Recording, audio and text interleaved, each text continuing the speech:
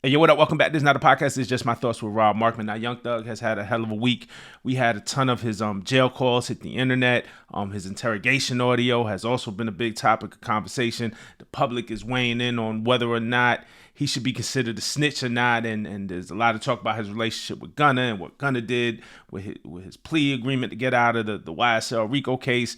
And then Thug's song and video called Closing Arguments hit the internet also, right? It was a leak. I'm gonna talk about that in a bit. But last night, an interview that he did with Big Bank for Bank's Perspective series. I'm putting the link in the description right now. I highly recommend you watch it. It's 3 hours long, but it's worth the watch. So, an interview with Big Bank hit hit online, and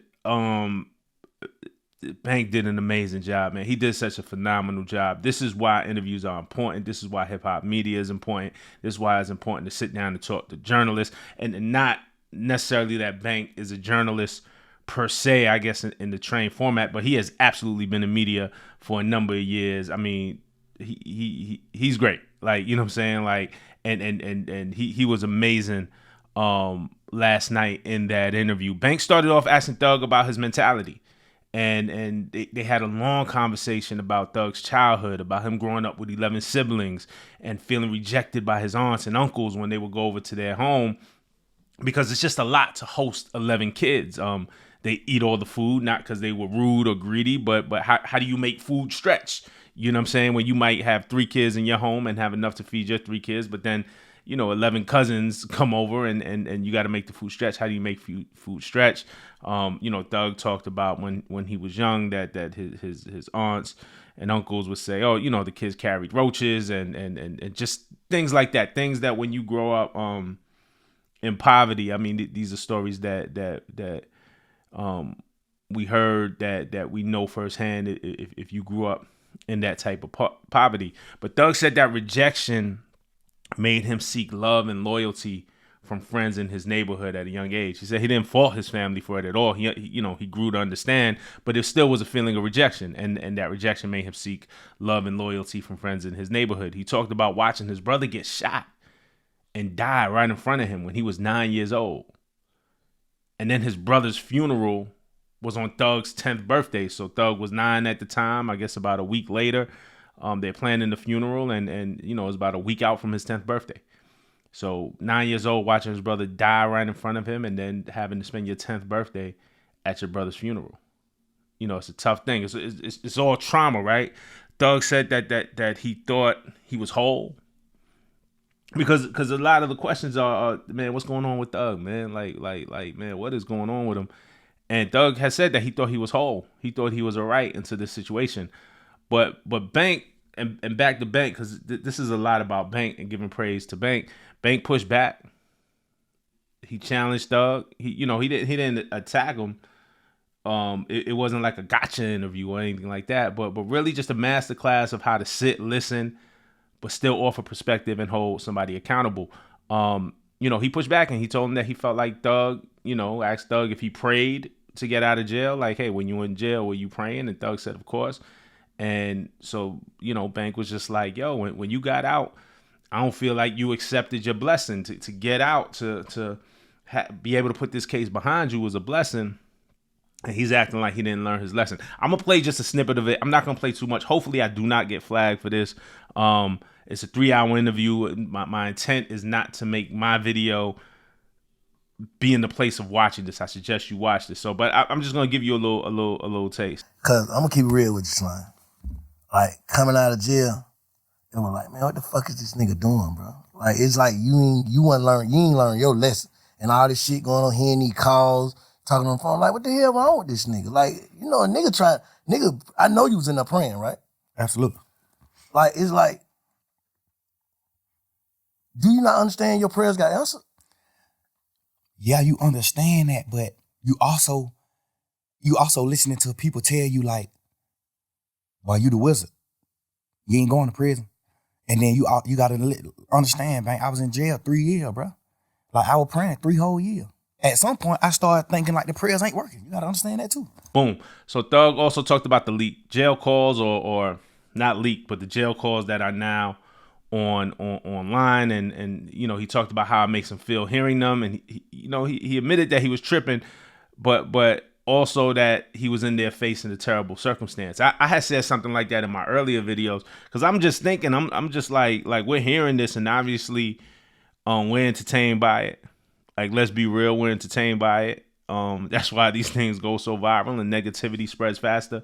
But I'm listening to these things too, and I said, listen, yes, we gotta hold him accountable for what he says, but also I haven't been in that situation.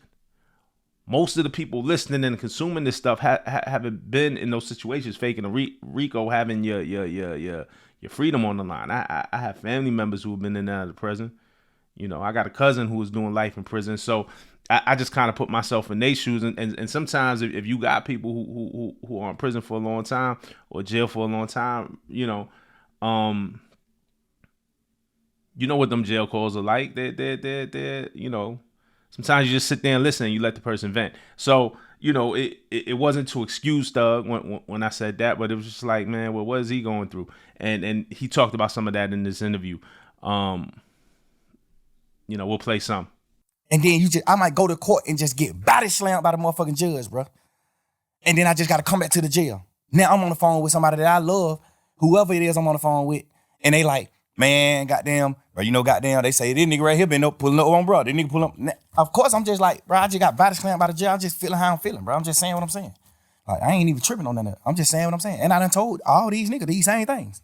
But looking back on it, how you feel? You just said, goddamn, like, damn, you feel like you was tripping. I feel like I was tripping. All right, they also talked about the interrogation audio, and Thug insisted that he didn't snitch, and Bank challenged him again. Any real talk of Gunna, like, Gunna didn't even come up until like after an hour within the interview. Like I said, this thing was 3 hours long, and Thug says he just felt betrayed by Gunna when Gunna, you know, took his plea, and in his plea stated that YSL was a gang. And from Thug's perspective, you know, so much of this case is built on them defending themselves and saying, no, YSL isn't a gang. So, you know, here's what he said about Gunna. Why did you do what you did? You know why, nigga. Because I'm here. You want to go home. Because I'm here right now in this interview telling you why I did what I did. Because I'm a man, nigga. If I'm wrong, I'm wrong. If I'm right, I'm right. I'm standing on business as a man, nigga. I'm speaking what I did. You said this why I did it. Why he did it, basically. He can't. That's what I'm trying to make you say. What the fuck can he say? Why you did that? What can you say? Besides some fuck nigga shit. What can you say? That'll make anybody in the world be like, I understand. What can you say? Nigga, I created you, nigga. Well, God created you, but I helped. I was a part of your journey. I've been with you the last 10 years. I spent more time with you than my girl, bro. So again, going back to Bank, because again, I mean, there's a lot to discuss. We talked about the salaciousness of all this, the listening to the calls, the wow moments, the laughter that people had. People definitely kind of took it as jokes, and there's memes that came out of it, like and things like that. There's things that even fueled this channel when we talked about it. But I just want to shout out Bank again, because he kept pushing the question, well, how do you heal? Just asking Thug, how do you heal? How do you move forward? All right, that's the past. How do you move forward? How do you grow from this? How do you go on? Thug said he didn't know. Thug said he didn't know he was hurt until he was talking to Bank. He fought back tears at a certain point. And that's why I look at niggas like you, because guess what? I respect you because you don't take nigga sides. You don't do certain things. You tell us what's right and what's wrong. Because you an older street nigga. You're an OG. You tell us what's right and what's wrong. I live all these morals with niggas who came in the game with me, bro. I teach all these niggas do sucker shit toward me, bro. Every one of these niggas. Anybody you can name who we've been talking about in here. These niggas talk the hoes about me. These niggas do all type of shit. I still love them niggas. I love y'all niggas. Fuck that, man. That's just how he is when it come to girls.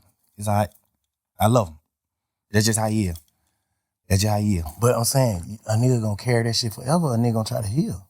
Like, that's all I'm saying now. I get what you're saying. I get what you're saying, how you feel. That's your perspective. We on perspectives.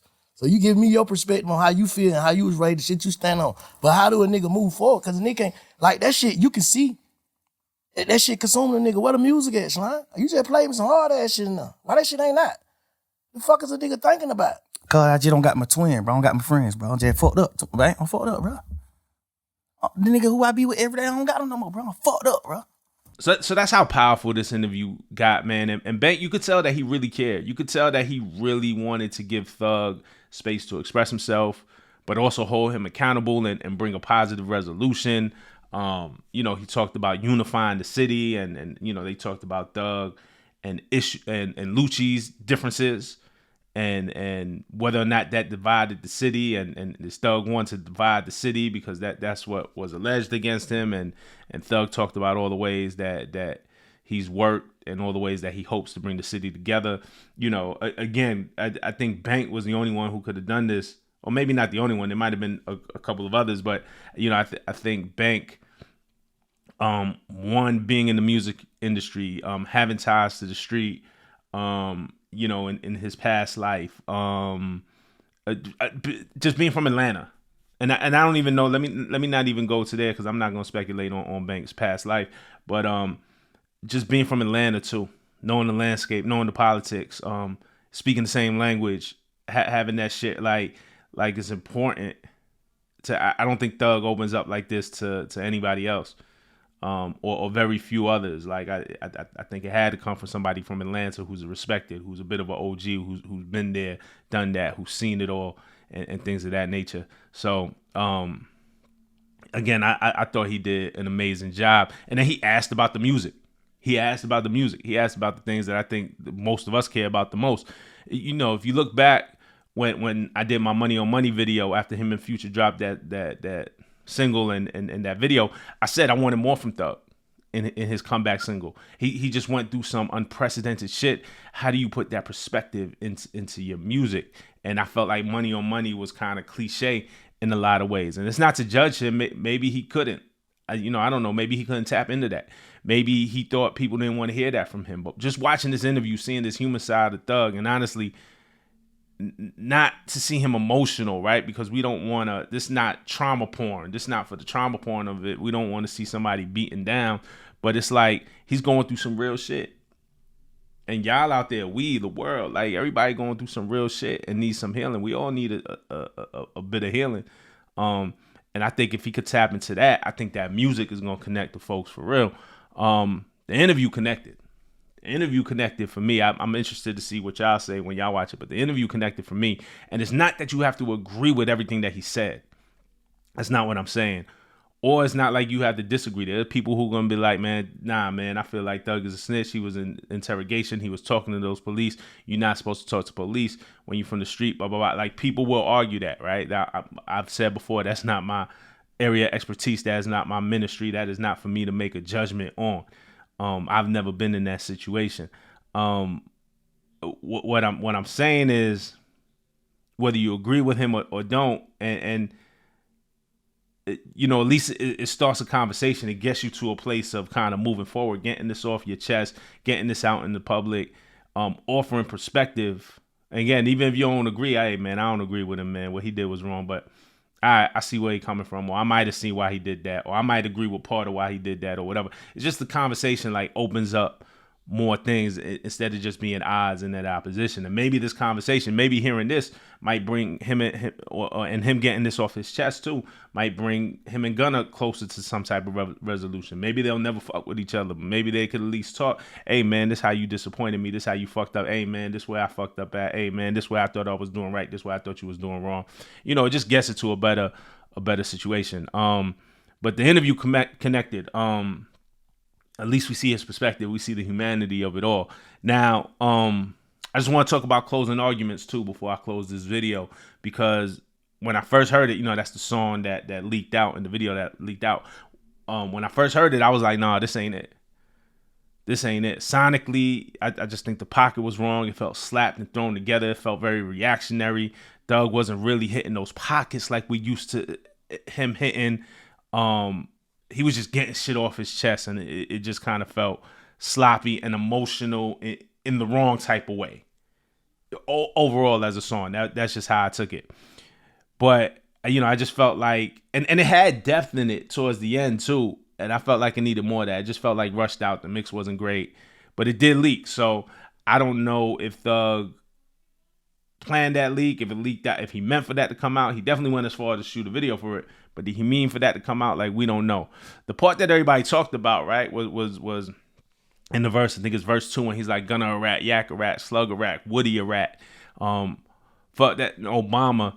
He's still mad about baby mama. Slime nice shorty. Make sure you put down your 40. DK. Okay, shit. He gay. I would say I'm stepping, but that's cliche. This thought they left me, then we beat the case. It's just him getting it off his chest. And again, in this interview, he talked a lot about his feelings on Gunna. He talked a lot about what was going on between Yak and Duke. He talked about Slug and Woody, and he had a lot to say about Woody.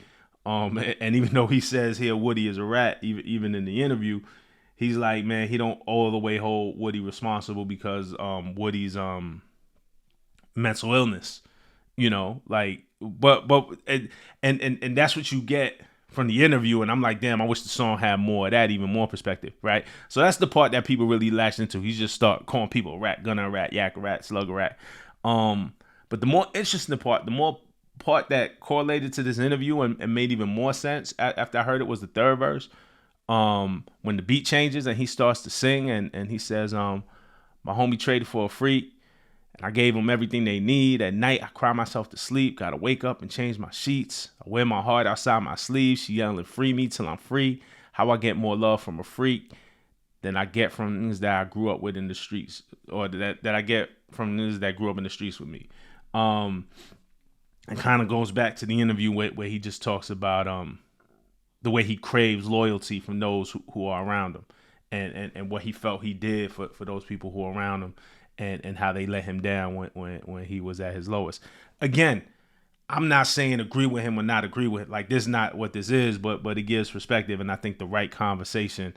And we have a lot of talk about media these days, and should artists do interviews, and who's doing interviews with who, and who's from the culture, and how do you get these stories off? Like, Thug was trying to tweet his way out of this all week and drop the song all week. And it was like, dog, we don't understand where you coming from.